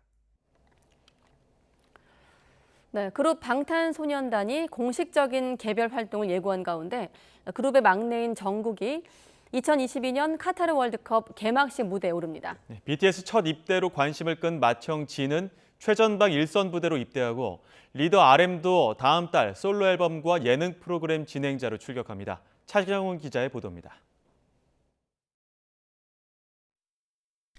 BTS 막내 정국이 전 세계인의 축제 2022 카타르 월드컵의 개막식 무대를 장식합니다. 역대 K-팝 가수나 아이돌로는 최초로 타국에서 개최되는 월드컵의 문을 열게 된 겁니다. 정국은 우리 시간으로 오는 20일 밤 알베이트 스타디움에서 열리는 개막식 무대에 서고 카타르 월드컵 공식 주제곡 녹음에도 참여합니다. 이 자리에는 정국을 비롯해 글로벌 뮤지션 6개에서 7개 팀이 공연을 펼칠 예정입니다. 맏형 진은 경기 북부 최전방 부대로 입대해 국방의 의무를 다합니다. 구체적인 날짜는 아직 알려지지 않았지만 다음 달 안에 경기 연천 신병교육대로 입소할 것으로 보입니다. 당분간 완전체의 모습은 보기 어렵겠지만 BTS는 활발한 개별 활동을 예고하고 있습니다. 리더 RM은 제이홉과 진에 이어 다음 달 2일 솔로 앨범을 내고 새로운 예능 프로그램의 진행자로도 활약합니다. 평소 예술과 인문학 등의 소양이 깊은 것으로 알려진 만큼 MZ세대를 대표하는 참신한 시각과 지적 호기심을 공유할 것으로 기대됩니다. 대중들에게 대중의 눈높이로 계속 지식을 중계해 주시는 게 너무너무 중요하다고 생각을 해요. 이런 가운데 BTS는 유럽 최대 음악 시상식인 2022 MTV 유럽 뮤직 어워즈에서 비기스트 팬 부문을 5년 연속 수상하는 영예를 안았습니다. YTN 차정민입니다.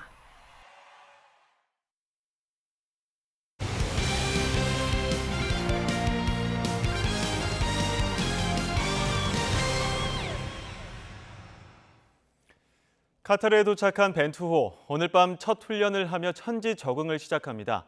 해외파 선수들도 카타르로 집결하고 있는데요. 취재기자 연결해 자세한 내용 알아보겠습니다. 이지은 기자. 네, 스포츠부입니다. 네, 벤투호가 첫날부터 훈련에 들어간다고요? 네, 그렇습니다. 벤투호는 10시간 정도를 날아 우리 시간으로 오늘 오전 11시쯤 결전지 카타르에 도착했습니다. 숙소 르메르디앙 호텔에서 충분히 여독을 풀 새도 없이 곧바로 훈련에 들어갑니다. 현지 시간으로 오늘 오후 5시, 우리 시간으로 밤 11시에 엘 에글라 훈련장에서 첫 훈련을 할 예정입니다. 다만 보통 때 훈련과는 조금 다를 전망인데요. 앞서 벤투 감독은 장거리 비행으로 피곤하고 해외파는 직전까지 경기를 치르기도 한 만큼 오늘은 선수들의 상태를 확인하겠다고 설명했습니다. 네, 그리고 해외파 선수들도 카타르에 속속 집결하죠? 네, 1호로 입성한 사람은 바로 공격수 황의조였습니다. 이어서 벤투호에 깜짝 승선한 이강인, 그리고 황희찬이 차례로 카타르에 입성했습니다. 황인범과 김민재도 오늘 도착하고 분데스리가에서 월드컵 직전까지 경기를 뛰며 감각을 점검한 이재성, 그리고 작은 정우영 선수도 합류할 예정입니다. 손흥민이 16일 카타르에 도착하면 벤투호는 완성체가 됩니다.